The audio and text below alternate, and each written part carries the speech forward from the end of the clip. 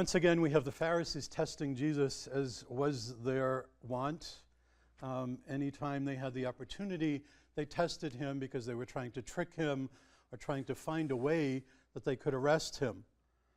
We know that that never came to be, and yet Jesus was still arrested and he was crucified. If we look at this gospel, we hear Jesus turning back on them. They ask the question, and then he asks, what did Moses command you? In other words, what did Moses teach you about marriage and divorce? And they responded. Moses gave them a way to get out of marriage. All they had to do was write a letter saying, my wife is a bad cook. My wife doesn't know how to close the door. My wife doesn't know how to clean the house, and they could get a divorce. Sounds silly, doesn't it? But yet, that's what happened. And so Jesus is turning it right back on them by saying, it was because of you and the hardness of your hearts that Moses gave you that out. But from the beginning of time, he created man and woman for one another. And so in a certain way, in a very important way, Jesus is giving dignity to the woman. He's saying you can't treat women like property because you become one. She is just as much a part of you as you're a part of her. And so you can't take this lightly, that you are committed to one another because God has sealed the marriage, the wedding, the love that you have for one another. And so in an important way, at the end when Jesus is speaking again, he again is putting women at a level with man. It wasn't permitted for a woman to divorce her husband. So it didn't make sense really for Jesus to say that, but he's turning it on them. If you think you have this right, well then a woman should also. Basically, Jesus is talking about equal rights for women in this gospel. And yet, what Jesus focuses on in the Pharisees is one thing, hardness of their hearts. Now, I know many of you at home watching this Mass are more concerned with hardening of arteries than hardening of hearts, because that's a very real reality, isn't it? It's something that we have to be concerned about. What we can take into our bodies that may create problems down the road.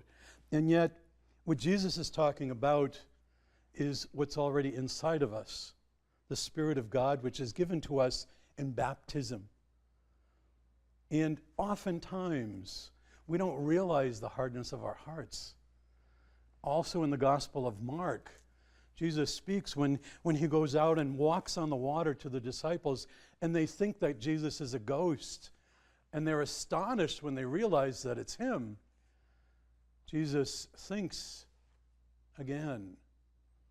They couldn't even understand the miracle of the loaves and the fishes. Why? Because their hearts were hardened. Oftentimes when we see that which is God visible among us, and we look for explanations, we're turning our hearts hard toward the Lord. And so we need to realize that it is our due, it is our want to live a life with the Spirit that we have received in baptism, and sharing that Spirit equally among our brothers and our sisters. It is our calling. Because of that baptism, because the moment that we entered the waters of baptism, we died with Christ, to rise with him to a new life. And the promise of that is a challenge for us, because the promise that that the Lord will be with us always because of our baptism, challenges us to bring Jesus into the world, to share him with our brothers and sisters. But the only way we can do that is if he's here inside our hearts, our lives, our soul. And so, as we celebrate this Eucharist today, we hear Jesus speaking about the hardness of hearts. We ask the Lord to help us always keep our hearts softened.